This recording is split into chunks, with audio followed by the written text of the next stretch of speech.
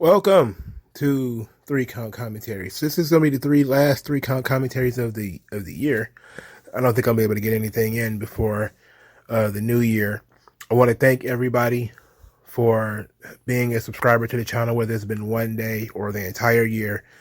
Thank you for, even if I was allowed to have 10 or 15 minutes out of the time that you had this year, I appreciate it very much. I'm going to promise to do more and do better. So, in continuing that, we're going to talk about Smackdown from December the 30th, 2022. But we're also going to talk about an interesting article from Variety in which they're talking about the TV networks. And since I don't really want to do a separate video talking about this, let's just talk about it here.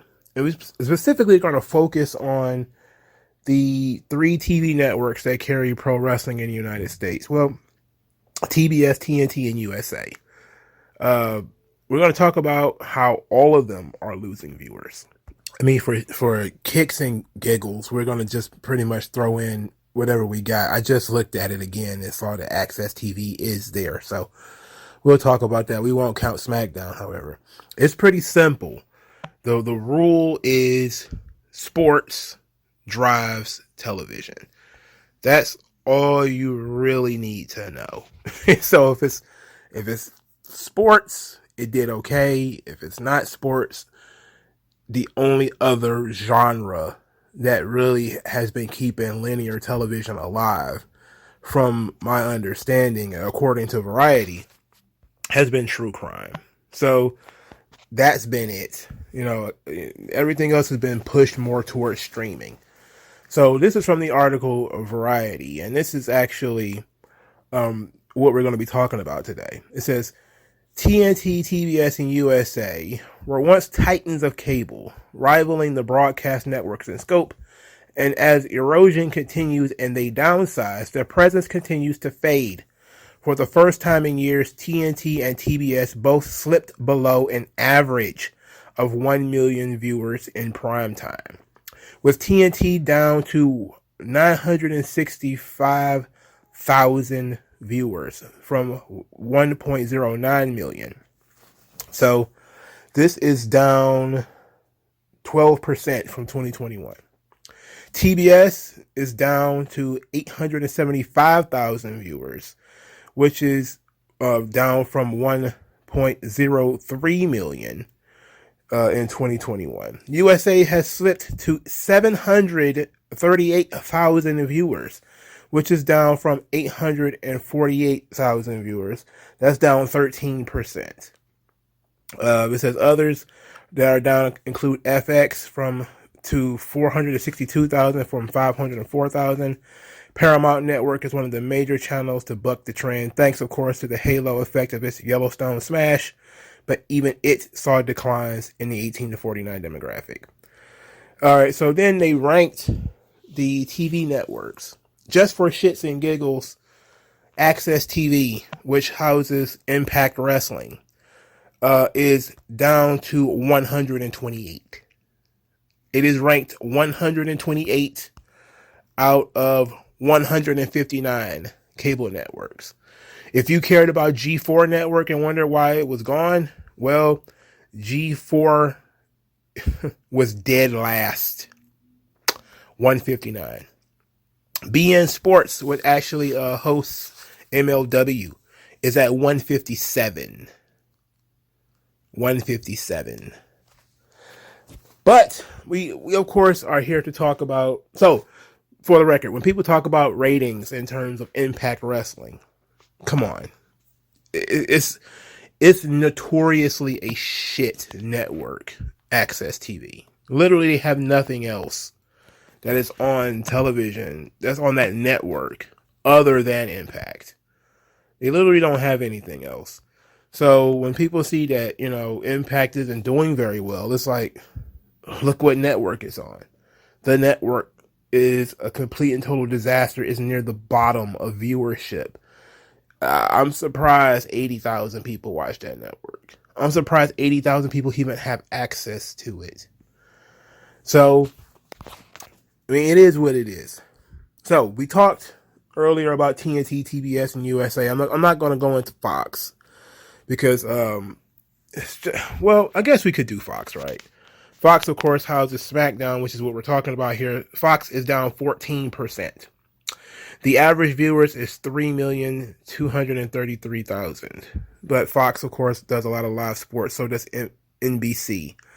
Fox, NBC, well, the number one is NBC. Let's put it like that. Let's do it in a way that makes more sense.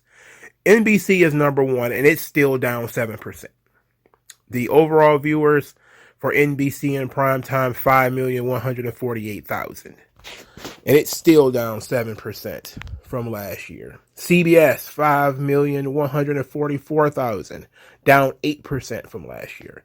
ABC, 3,867,000, down 6% from 2021. And Fox, again, 3,233,000, down 14%. The major upside, ESPN, 1,877,000 viewers, up 14%. So now let's talk about the wrestling networks, because these are the networks that people care about. Let's talk about the one that is an unmitigated disaster, that being USA. USA Network is down 13%. The viewers, 738,000 viewers. TBS will be next. Number 15. Did I say USA is number 20? USA Network was number 20. Number 15 is TBS. 875,000 viewers, down 15% over the previous year. TNT is down 12% to 965,000 viewers. So, when you're talking about the ratings and you're talking about rights fees and different things such as this, you have to take into account what the average viewers are for the network. Now, I know that one of the top things that people like to look at is they like to look at what else is on television. I am under good authority, as far as I know, from people who have actually worked in the business. I have read some articles and looked at some things. They don't actually look at it that way. They don't look at television in terms of a competition between what is on and what else is on, but what is on and what you could put in that place. So, they're looking at it in terms of, is what you have on here generating enough revenue that it deserves to be there? Or can you replace it with something else that is cheaper and still get that same revenue? That would be the general argument for huge rights fees for WWE or AEW or whatever, right? So even though this is about to be about the TV ratings is only in comparison to whatever else they could put in its place. So, Raw, of course, lost tons of viewers this year. The overall viewers for Monday Night Raw is 1,736,000 viewers. This is from Gerwick.net. So it could be wrong. Also, take into account that the SmackDown numbers I'm going to give are prior to this current episode of SmackDown's ratings dropping, which will probably be next week. So it'll probably be like next Wednesday or something like that, because I know it's a holiday weekend and it takes forever for that kind of stuff to happen. So also, our good buddy Society Reviews, Society Movies over at Twitter, he added me at some stuff, and I want to kind of bring that in too. So Raw is actually down for the year. It's down 1% for the year. Down 20,000 viewers. Okay. That kind of sucks. But when you consider that USA Network is down 13% and that Raw, even the worst Raw, the worst ratings in the history of Raw are like 300,000, 200,000 viewers over the average of USA Network. It is impossible. It is incalculable how important Monday Night Raw is for the USA Network. You just cannot overlook that. The lowest rated Raw in history, which was like the clip show, got over 1 million viewers. The average for the year in USA is less than 750,000 viewers. So we're talking not about wrestling being dead, which is inevitable because the TV networks are fucking dying. But we're talking about the TV networks themselves are on the meat rack. All right. So, TBS, 875,000 viewers, down 15% for the year. So TBS houses Dynamite. Dynamite, the average rating for Dynamite, according to Gerwig.net, is 963,000 viewers. So slightly above the average for TBS. That's not bad. It's above the average. From Society Movies, we find out that Dynamite is actually up 6% over the year. It's up 6,000 viewers. I'm not sure if this is for the year. Oh yeah, it's for the year because that's the way he put it. So it seems that AEW is doing well or doing okay. But this has to be a very expensive show. And I know that Warner Brothers is aiding them a little bit with the production. This is, and of course, Warner Brothers is constantly cutting. So it's something to look into. If I was Tony Khan, I would be concerned, personally. Especially when you look at Rampage. Now, TNT, which of course houses Rampage, is down 12%. 965,000 average primetime viewers for TNT. Rampage's average viewers, according to Gerwig.net, 460,000 viewers, which is less than the average. Now, from Society Movies, we get that Rampage is down 147,000 viewers from 2021, or down 24%. That's no good. To quote Sonic the Hedgehog, that's no good. I'm surprised Rampage is still on the air. And to continue that, they're going to do another Battle of the Belts soon.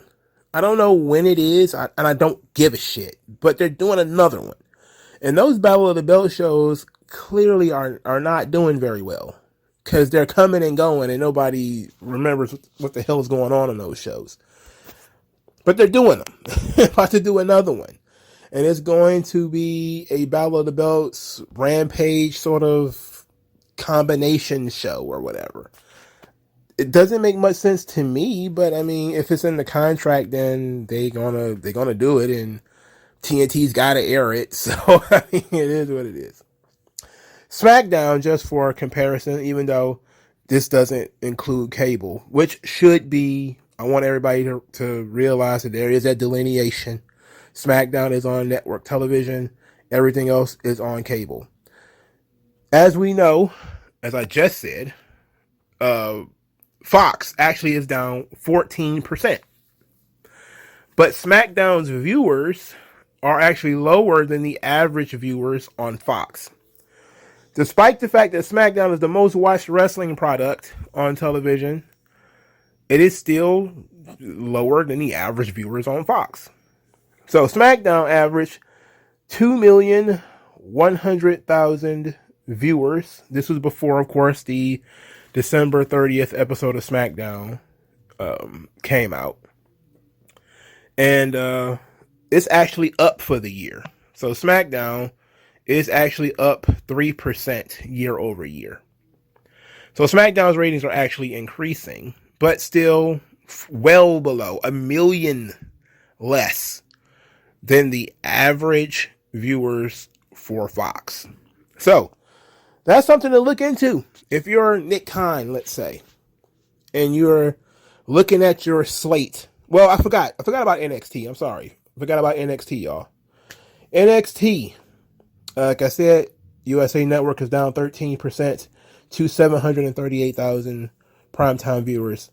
NXT is at 624,000 viewers, which is, and it's down 6% year over year. So NXT is below the average viewers of USA Network, which is, of course, bleeding viewers. But NXT is it's a vanity project, essentially. It's just kind of like a little bonus that USA Network got for losing Smackdown. That NBC got for losing Smackdown. So if you're Nick Khan and you're looking at your slate of programming, you say to yourself, we got to get NXT's ratings up at least somewhere near the average. They're going to start doing that apparently by spending more money on talent. Guys like Dragon Lee, who I'm now being told is going to be the highest paid NXT talent. Now that Mandy Rose is gone. I mean, I'm guessing people forgot that the New Day were still there. I mean, come on. But, there is all this chirping now about Dragon Lee being the highest rated, highest paid talent in NXT now. Okay, fine. Who cares, really? But you want to bump up the NXT, the interest in that brand. Bringing in more indie talent will do that. That's probably what they're looking to do. And also, they're actually looking to tour with NXT, so that's going to change things a little bit. So that ought to help, okay? If you're Nick Khan and you're looking at SmackDown, are you concerned that Fox is not getting their $1 billion worth or whatever? I would say it's a concern when it comes to the amount of money they're spending and what they're getting back. And I know that, Brandon Thurston and all those guys at WrestleNomics, they have all but said that, Fox can't possibly be happy with the performance of SmackDown, yada, yada, yada. I don't know for sure, because I don't know how the ad revenue is calculated and all that stuff. I don't know. That's a little too in the weeds even for me. I don't have enough information to say for sure whether, they're generating enough revenue or not. But I can tell you that the top ratings for a wrestling product is 2 million viewers, and it's well below the average for the network. But the network does have a lot of sports, so that's one of the things that you can look into and say, okay, is usually the NFL is in that position sometimes. They also do a lot of soccer on USA. So that's another thing that you want to look into. And soccer is globally important. Football in the United States is nationally important. Because sports is why NBC is so high and CBS, because they all have NFL and NBA games and stuff like that. ESPN too. So you're definitely concerned about NXT and Raw. Now, Raw, you got USA Network by the balls, because even a really poorly viewed Raw is almost double what the average viewers for USA Network is, assuming all these numbers are correct. If the average viewers is like 740,000 viewers and Raw gets 1.7, I mean, is it garbage in comparison to 1999? Yes. But nobody in their right mind, nobody with their pulse literally on the fingertips of wrestling cares or gives a fuck what it was in 1999, because it's not 1999. All right. We can only look at what it is today, what it should be today, what it could be today, and is it generating income today? And it's impossible to say, again, what kind of revenue they're generating, but they got to be generating something. They're doing twice the viewership of anything that's on USA Network. I think at this point they might as well just sell WWE USA Network. You know what I'm saying? Like, just sell it to them. Shit. NXT might be an issue, but I don't see them cutting NXT. I don't, you know, taking revenue out of WWE's pocket. And that's the thing about the partnership, you know? The USA WWE partnership. That's the thing about that. Raw's success could quite possibly be the reason why something that's kind of fledgling like NXT might stay. Because WWE might say, you know, in order to keep Raw, you have to keep NXT too. You know, like you got to take, you want to go to the mall, got to take your little brother with you. Okay. So, you know, got to take your little cousin because he's over here for the, for the weekend. You got to take him with you. You know, I could see that being part of the deal. That, you know, Nick Khan would say, you know, Raw is a monster for USA. We want a little bit more money. You guys are going to end up, you know, going belly up eventually. But right now, it's a WWE show. We'll keep producing Raw for USA. But you guys got to take, you know, we might take a little bit of a bath on NXT in terms of how much it generates. But we got to keep NXT on TV because, like, anything other than NXT continues to be on USA is a loss. You know, not even just in terms of braggadocio holding your nuts in terms of that, but literally NXT did not generate income before it was on television until it, you know, they started doing live shows outside of, you know, goddamn, what was that, Full Sail. They started doing shows outside of Full Sail. This actually started generating income. But this is the only real time NXT makes money. It's now that it's on TV. If that is to be reversed, and, you know, USA says, look, we can't afford to even have NXT or whatever, or it doesn't do well enough, we need to, you know, change up something, then NXT's a money pit again. You know, so, and it was a money pit for like 10 years before it got on television, you know, and they started doing tours and stuff. So that would be what my focus is. If I was Nick Khan, I would definitely be looking at NXT and making sure NXT and Raw stay on USA. And if by some miracle or mystery, you know, Fox is unhappy with Smackdown, you might want to get it as a safe landing place for Smackdown too. Or you could really put your balls on the table and you could offer to take Raw off cable. That was the thing that I kind of initially came up with off the top of my head. And I was like, look, that network TV money is kind of important. They got $1 billion for SmackDown. NBC is the #1 network and it's still losing viewers. If you can take Raw off of USA Network, just let the network die. It's going to be dead. And say, NBC, Universal, how about we just put Monday Night Raw on network TV? It probably won't work because clearly Monday Night Football. Okay, so maybe not. But it might be something that they might be interested in looking at. You know? Now, I sincerely doubt they'll be able to get away with that and still keep their Fox deal. That's another thing, again, partnerships.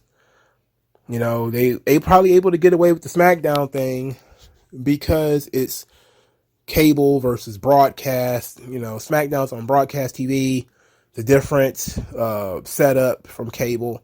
But if they would start to flirt with NBC about putting Raw on broadcast television, well, now you got the Fox issue because they're going to be like, wait a minute, what are you doing? You know, you're running opposition against us, and they're not going to like that.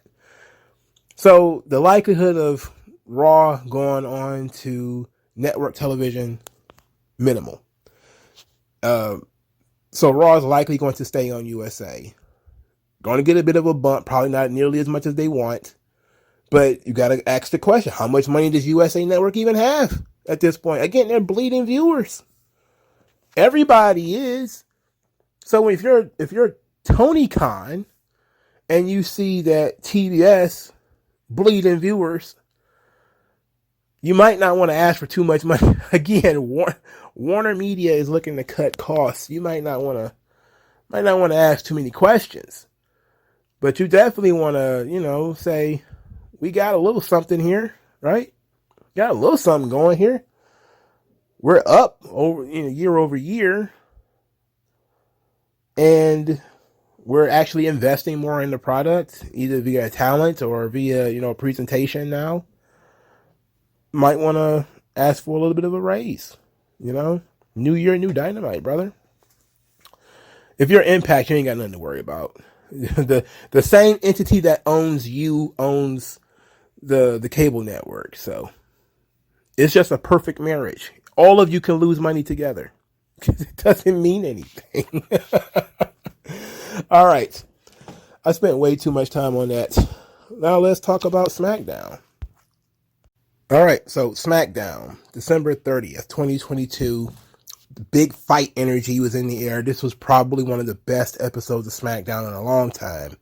And even then, they kicked us in the nuts. I don't know why they decided to do that. Triple H decided to transform himself into Tony Khan for a minute and kick everybody collectively in the fucking balls. So we'll talk about that in a moment. Let's start with something good. Bray Wyatt. So Bray Wyatt, he, comes out there, and the gist of it is that he doesn't really consider himself a good man, but he's been trying. And he says that he really kind of regrets attacking the cameraman, and he's not a guy with a lot of regrets. So it seems like he was trying to be emotional here. I'm sorry, man. I'm not sure what's going on, man. I didn't mean to do that, man. And then here comes LA Knight. Yeah, LA Knight. Yeah. He comes out there. He argues with the audience. I'm surprised he didn't call them incels. Anyway, he said that Captain Howdy was a goon of Bray Wyatt, and thus Bray Wyatt is still responsible. That Bray Wyatt used to be somebody, used to be something, but all he's proven is that he's a fraud, and that he wants to make his first Royal Rumble special, and he's going to do that by breaking Bray Wyatt like dishes. So Bray Wyatt responded that he could have ended this whole LA Knight thing whenever he felt like it, and that, he decided that he's going to show LA Knight that he can be cruel when he wants to be.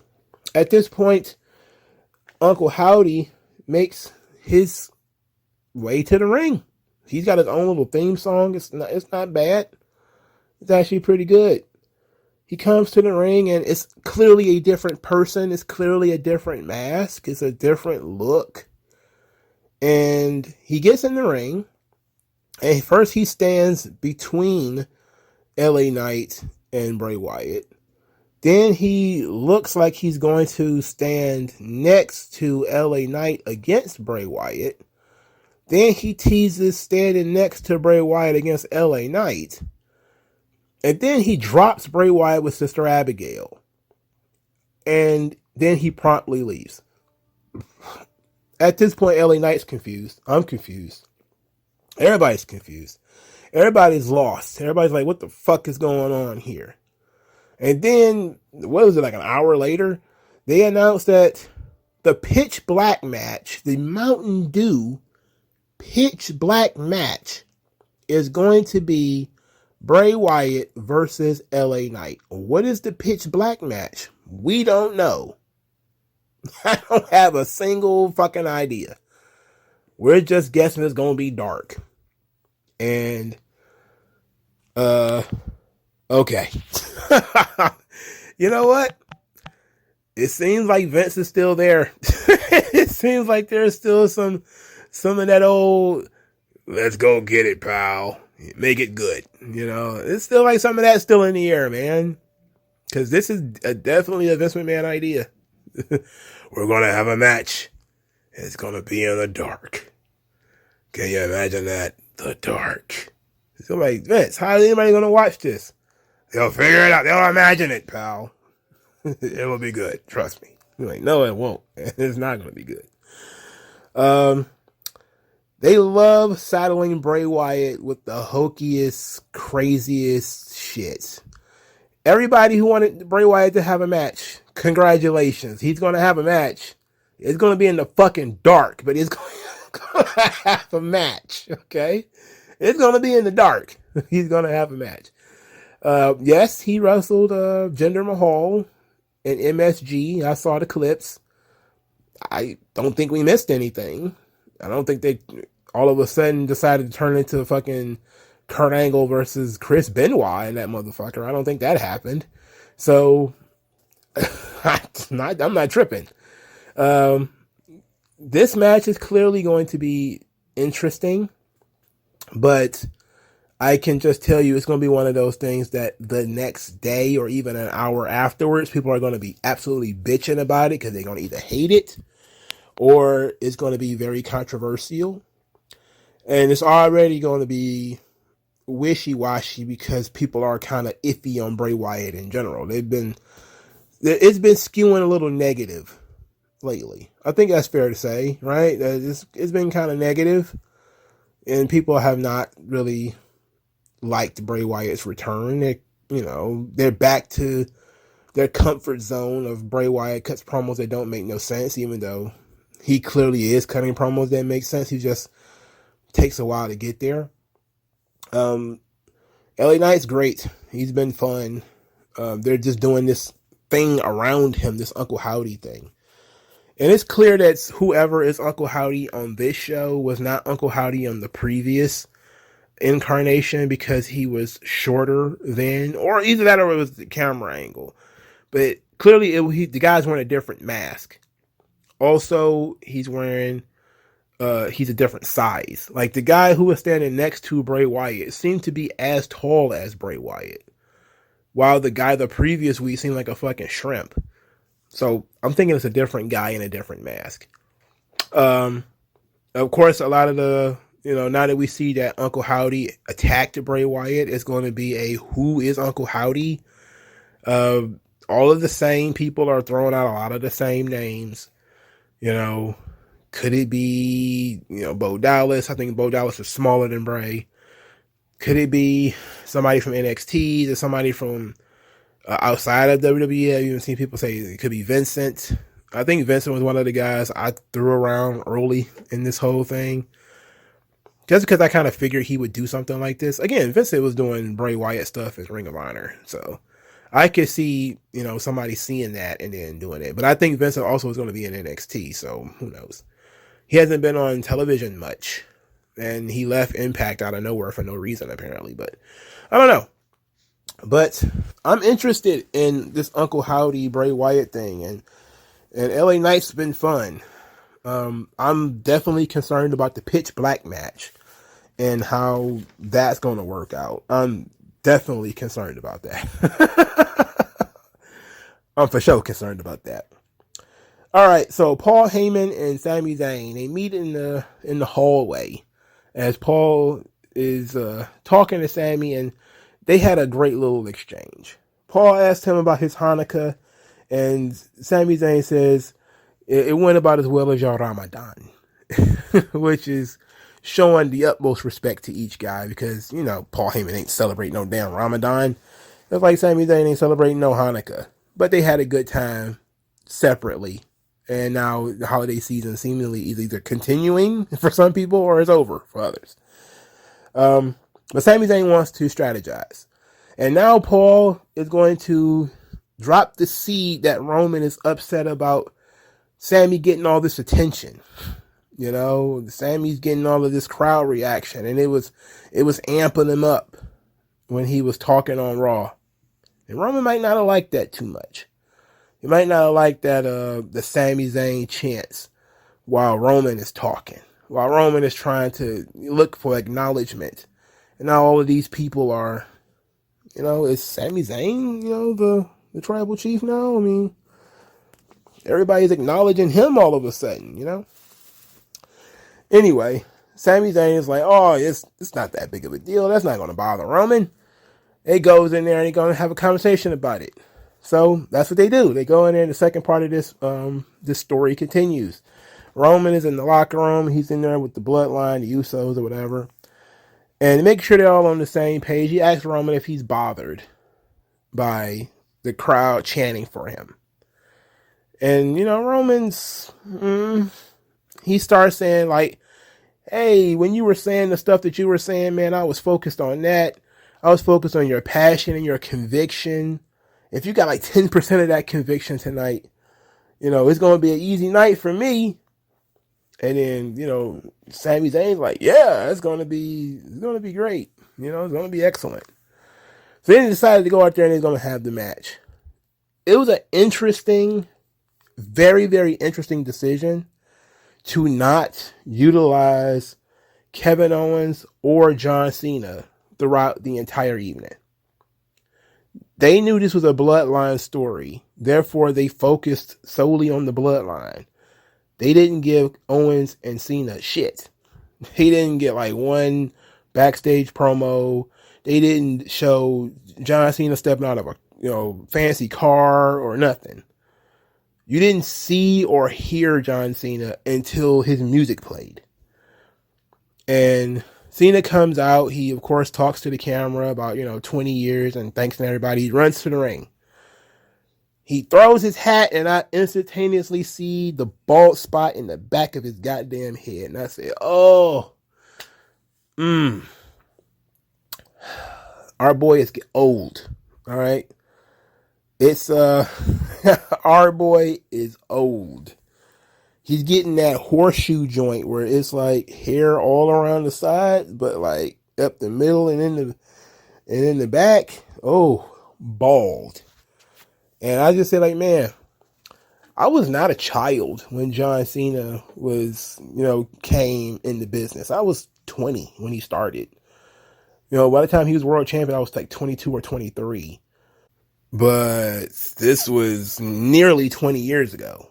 All right. So Cena, if he was in his early to mid 20s then, he's like in his early to mid 40s now. He's older. He's balding out there. And I thought that was the oddest thing in the world because he looks just like John Cena in the front. He's, of course, noticeably more slim than he was before. It's like, he ain't Dragon Ball Z Goku anymore. He's more like Dragon Ball Super Goku. Like, he's still the man. He's still the guy that you recognize, but noticeably more slim than he was before. Like, everybody knows that Dragon Ball in the 90s, those characters were super muscular. And I think that part of why it was so successful is all those guys are like fucking wrestlers. And then Dragon Ball Super shows up and everybody's skinny again. You're like, wait a minute, why is everybody so goddamn skinny? I know it bothered a lot of people. All the characters in Dragon Ball got skinny all of a sudden. So now Cena lost all of his gains. He's still big, but he's not nearly as big as he was. And it's a unique situation to sit and look at Cena. Not only he's noticeably aging in the face, but in the body and in the hair, he's noticeably just older. And I'm just kind of like, okay, but the magic was still there. Him on the ring apron, the crowd was just absolutely molten for John Cena, for Christ's sake. This was the most house show tag team match ever because Cena didn't do shit. All he did was eat a hot tag. He got the hot tag. He came in, he dropped a couple of dives, 5-knuckle shuffle, tagged out. And people damn near booed him for tagging out because they were like, Cena, we want you out here. He tagged out. Kevin Owens got the pin. Cena celebrated like he won the title. He jumped up and down. Yeah. Showing that great babyface passion. And he didn't do shit, but, it was great. He took a couple of punches from Roman. That was about it. Roman didn't do much of anything either. This was basically a Kevin Owens, Sami Zayn story where Sami Zayn tried to get over on Kevin Owens early. Kevin Owens kept knocking him down, reversing him and everything, and said that he was embarrassing himself in front of the tribal chief. So then Roman tagged himself in to try to bail Sami Zayn out. Then, they went to commercial. They had a bunch of commercials. They really took that time. They juiced the fuck out of those commercials. So that probably took a lot of the steam out of it for some people. But they did the heat spot where Kevin Owens tried to tag out, but Roman pulled him off the ring apron and dotted John Cena in the head a couple of times. So they didn't do much. Kevin Owens wins, and Roman is visibly upset at Sami Zayn for losing. So we are watching the first big crack in the Honorary Uce storyline, and we got this thing going. So it was fun. It was fine. It wasn't a super amazing, great match or anything like that. It was just kind of fun match to get the story over. Also, Kevin Owens got himself a shiner, which is probably a receipt for him busting Roman Reigns' eardrum. So either Roman gave him hands or Sami Zayn really got reckless out there, but it was fine. I didn't have a problem with it. I would have thought that they would let Cena get the pin, but Kevin Owens is going to end up being the guy who's going to wrestle Roman for the title, so him being the big hero at the end is fine. It's okay.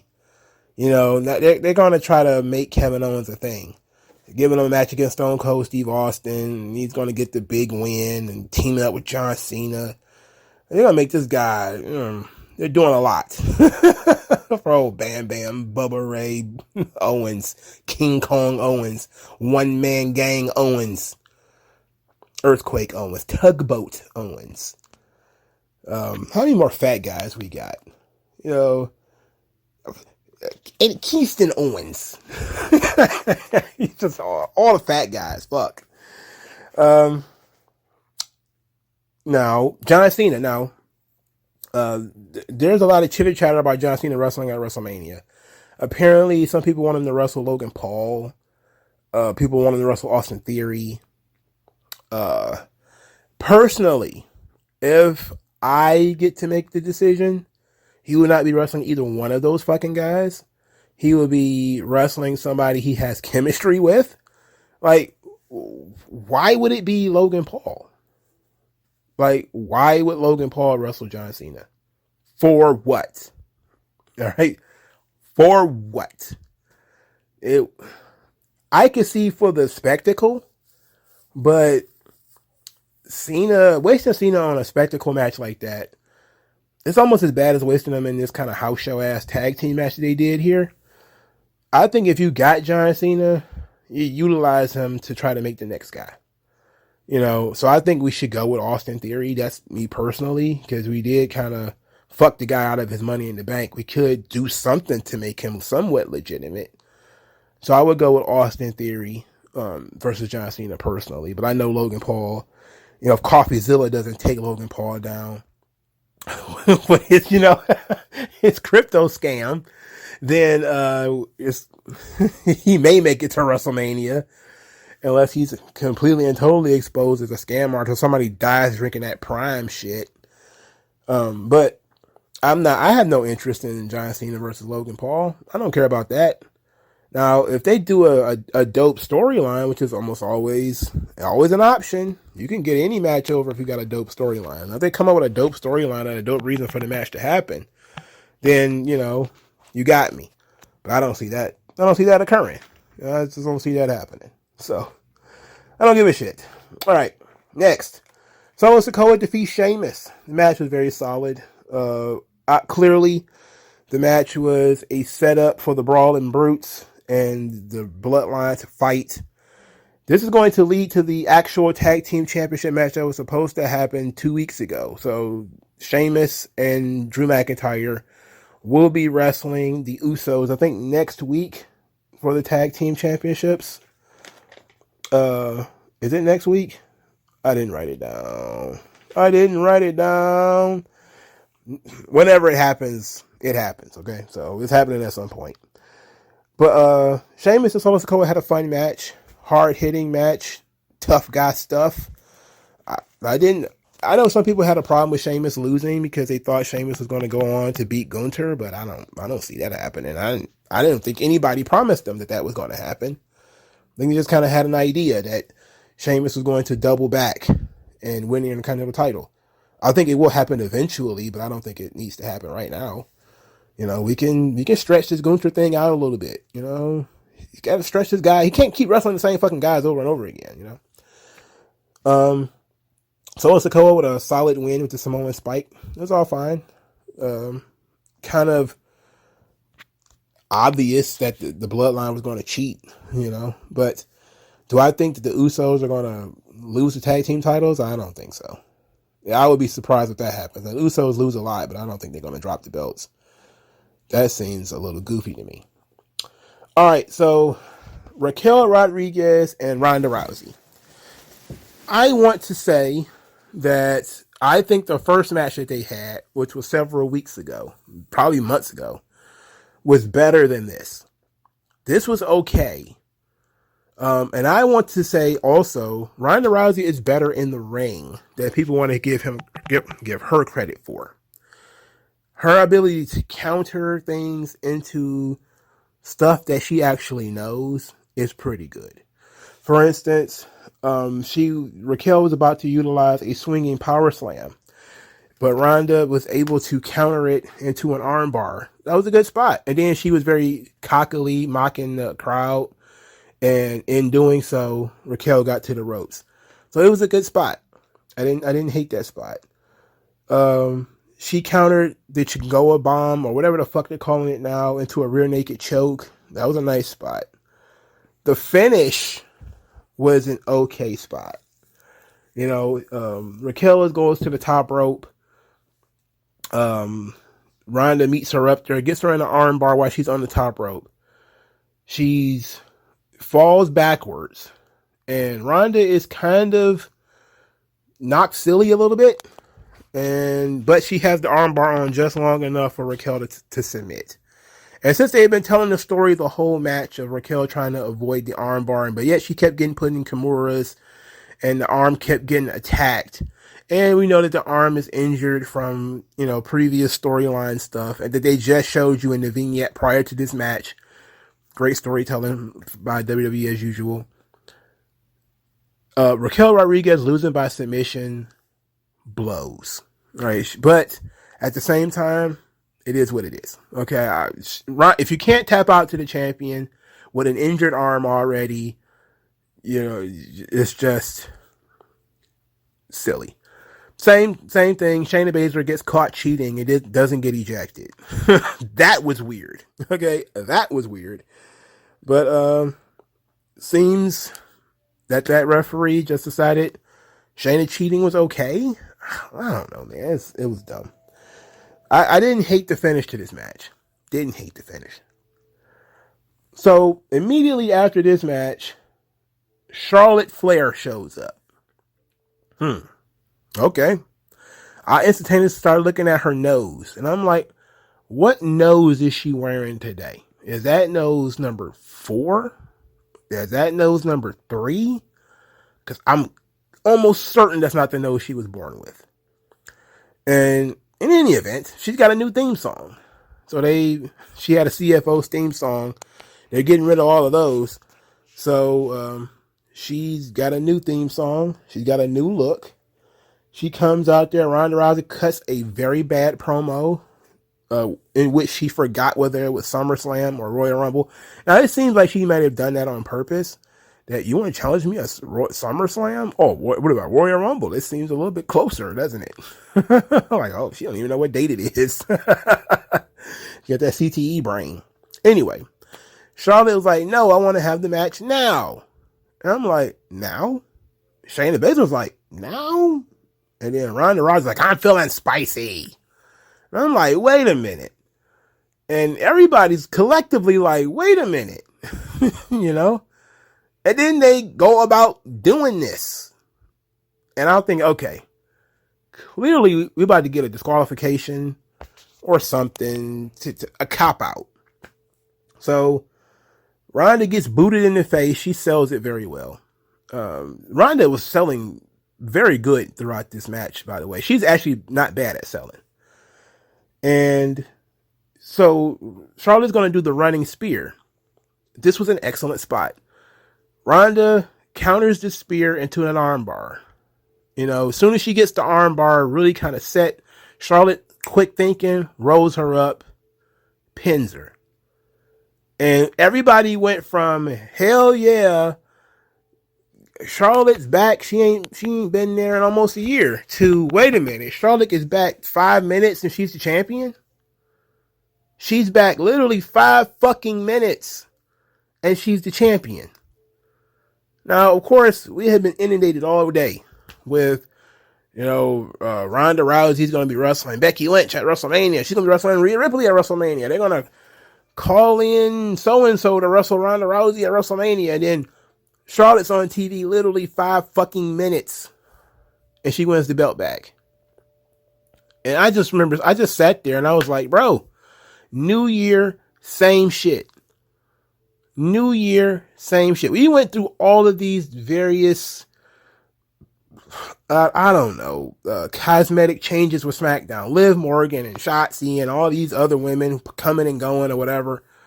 And ultimately, we just end up back where the fuck we started. And it's a situation where people who bitched about Ronda, people who was like, Ronda's the worst, and I was one of them. Ronda sucks. They all decided, oh, everybody thinks Ronda sucks, huh? You guys don't like Ronda Rousey? We was like, no, we don't like Ronda Rousey. No, we don't. Well, guess what? Open wide, here comes more of that Flair dick. No, I don't want that either. This sucks, B. This sucks. And it shits on her as a babyface, to make it come back and make it so easy. Like, I can just come back and win the title like that. And make everybody like, fuck, where's the chase? Like, people invested time and effort and energy into watching Ronda Rousey lose. This is what you spend time on that, But no, apparently, we just make snap decisions and we give the fucking belt to Charlotte. Now, granted, I think that they have a plan, with this thing. But it just tells me that they're going to have Charlotte versus Ronda in a rematch at the Royal Rumble as a way of not putting Ronda in the Royal Rumble. Fine. But why not just have Charlotte win the belt at the Royal Rumble? I'm floored by this whole thing. It's fucking with me. This was a kick in the nuts. All right. Cause I was like, holy shit. No. Like, did SmackDown need Charlotte? Yes. It was stale as fuck without. Oh, it was stale as fuck. It definitely needed some star power. But to put her right back on top that's like if you just put the belt back on fucking Cena or Randy Orton or something like that right now. It's like, what were we doing with Liv Morgan? We put all this time and effort into her or Shotzi or Raquel, and now, fuck them. Just fuck them. Like, wow. Okay. I guess. I guess. Stars get treated different. I'm not going to say that Charlotte's not a star. She is. I'm not going to say I don't dislike Ronda. I don't like Ronda. I give Ronda her credit. She's not a good promo. Her matches are fine, though. But Charlotte winning the title that's nuts. That's chaos. Why would you do that? But yeah, they did it. Triple H and his horse girls. Charlotte the Stallion. Whatever. Moving on. They showed Dominic getting arrested on Christmas. That was great. New Day, Maximum Male Models, and Madcap Moss, they decided they was going to roast Top Dollar. And this was great. Hit Row's been dead in the water since they came back. So the only thing they've really done since they came back is Top Dollar has, failed to jump over that top rope. Now, Top Dollar, of course, was catching He was trying to cop all kind of pleas after this. He was on Twitter showing, this is when I was heavier and I still made that jump. I could have made that jump. My knee went out. Yada, yada, yada. So New Day and Maximum Male Models, these guys just went hard on, on Top Dollar. They was calling him Flop Dollar. Who hotter than Top Dollar? The top rope. It was, New Day was making fun of him, asking him to jump over the broom. It was nuts. It was a great segment. And at first, Top Dollar had a good sense of humor. It was a nice little chuckles. He's like, oh, he was laughing along with New Day and everything. Ricochet came in there and was like, it's not as easy as I make it look.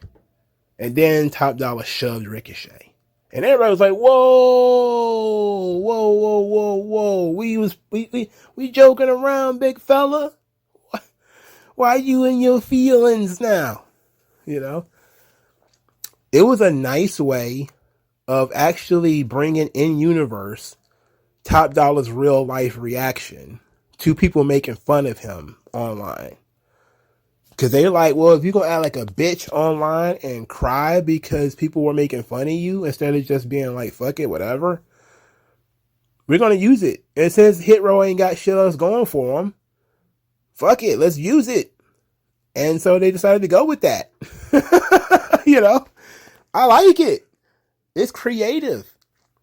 Everybody's been laughing at Top Dollar all week. He's tired of it. I can respect this. I wouldn't want fucking Ricochet laughing at me. Who the fuck is Ricochet to laugh at me? I mean, if I was built like a snowman, I wouldn't want Ricochet laughing at me. Flop Dollar.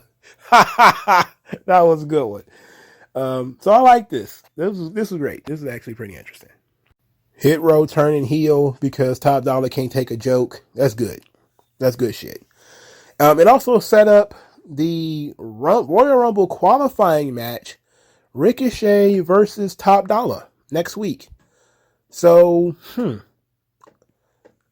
okay with this. I guess Triple H is just going to say, if you act a fool on social media, you're going to do the job to Ricochet. I guess that's just going to be the thing. Why would Top Dollar beat Ricochet? That's what I want to know. He shouldn't, if we're being honest. I know usually I'm on the side of the big guy, but the big guy is Top Dollar in this situation. Top Dollar sucks. So, let's go with Ricochet. How about that? But Royal Rumble qualifiers. It's been a while since we've had a Royal Rumble qualifier. Most of the time now, guys just pop up on the screen, I'm in the Royal Rumble, baby! And that's it. Guys having to actually earn a shot into the Rumble. I think certain guys should have to earn a spot. I think Ricochet is the kind of guy who should earn a spot. Yeah. Top Dollar is a guy who just shouldn't just be thrown in there.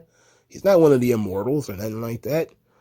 So I think that having maybe 5 or 6 qualifying matches so you'll know who's in and who's not, ain't nothing wrong with that.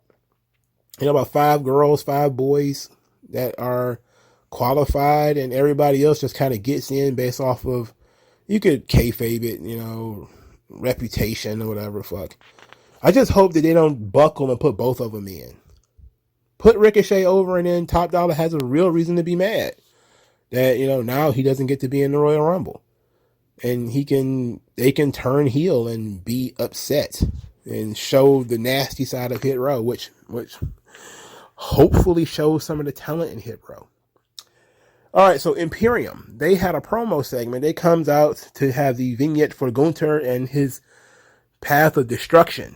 All the guys that he beat already. All of this had a very special place in my heart because my dad watched this. Okay, I was watching this shit at the crib. My dad starts to watch this. He didn't watch Smackdown at all, but he was standing there long enough to watch this entire segment. So he's cackling at how, he was standing at Rey Mysterio's chin. And he was just, it got 66. He got, that was probably the most laughs, like the most genuine laugh I've heard my dad have in a long time, as that Gunther standing on Rey Mysterio's chin. That was great. So then we get to they didn't do much talking, of course, before Braun Strowman comes out there. So now they have the Braun Strowman challenges them to the match, and Gunther's like, not really, no.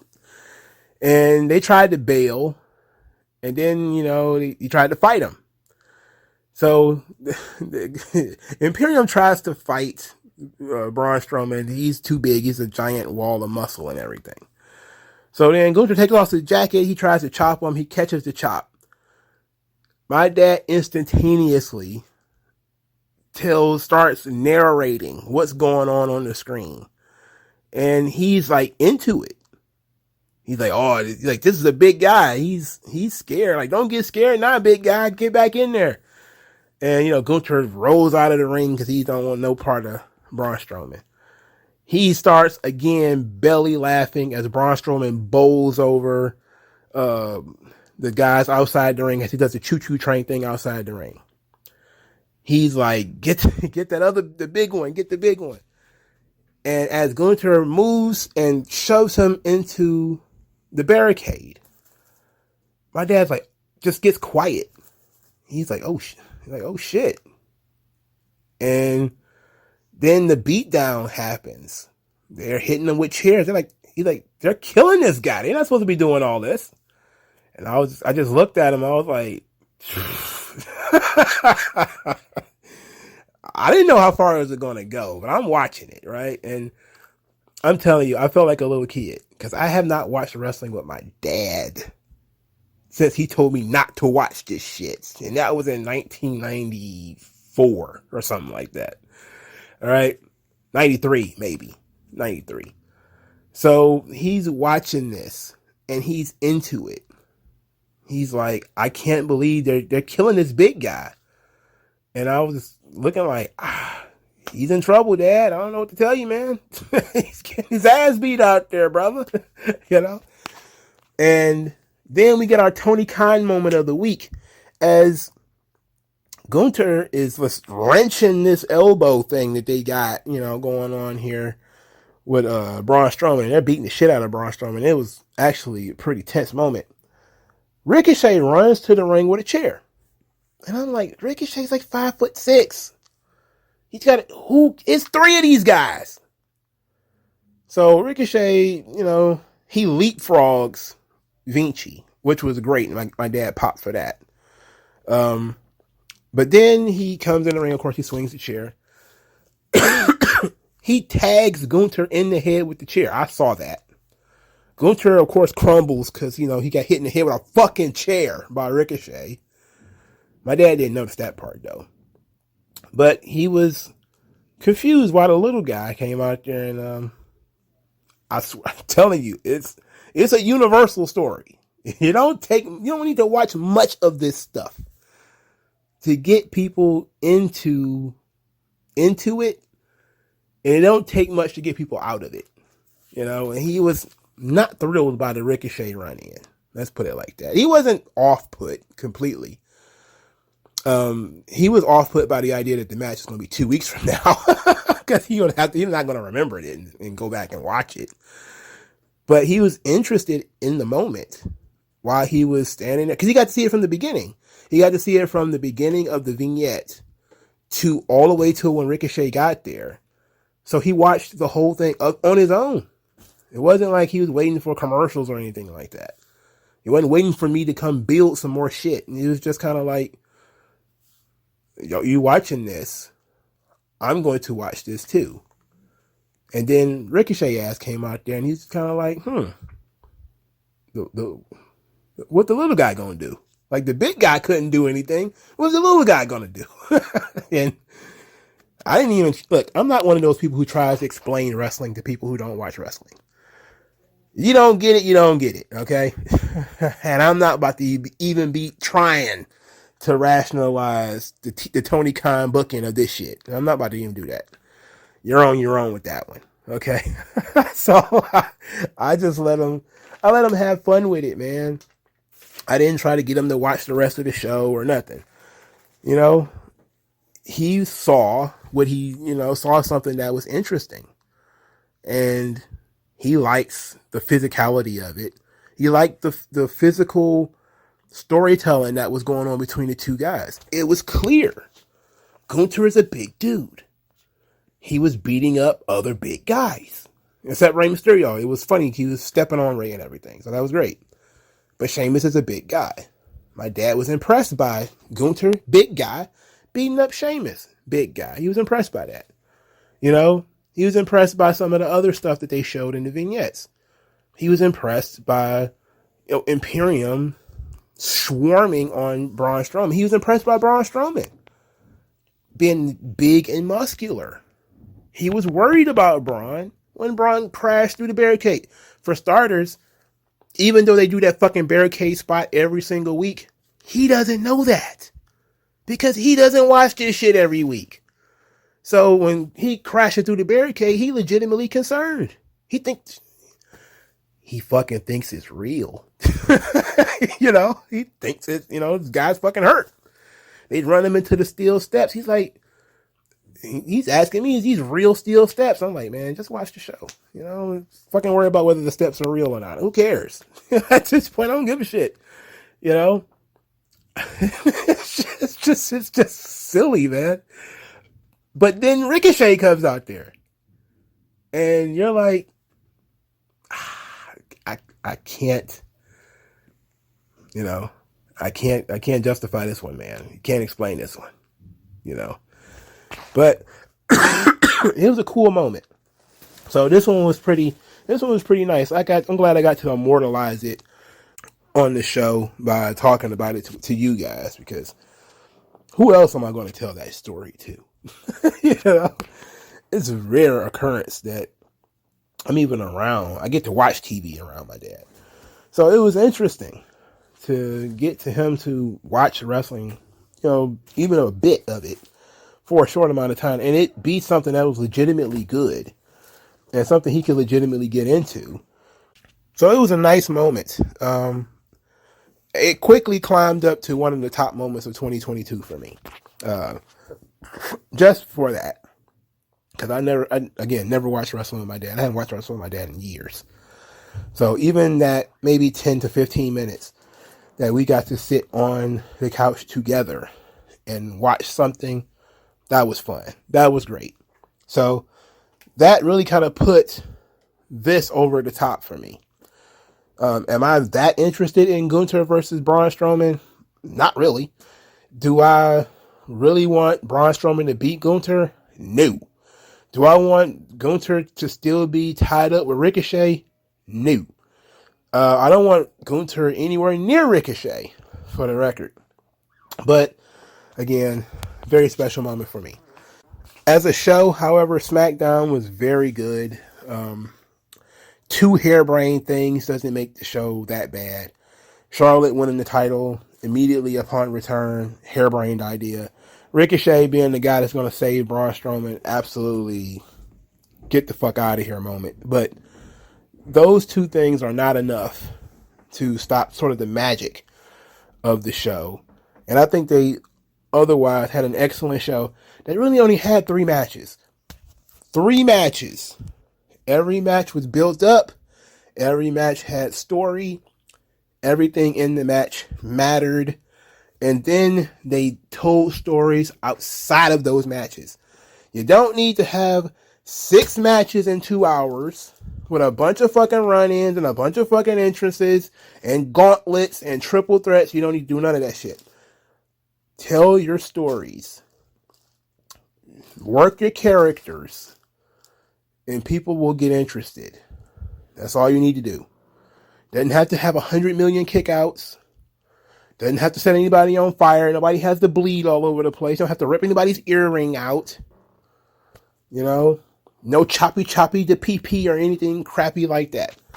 You could do solid wrestling, telling good stories, giving matches some time, and things will work out. All right. That's SmackDown. Again, Happy New Year to everybody. Thank you guys for your time. I will talk to you guys in 2023.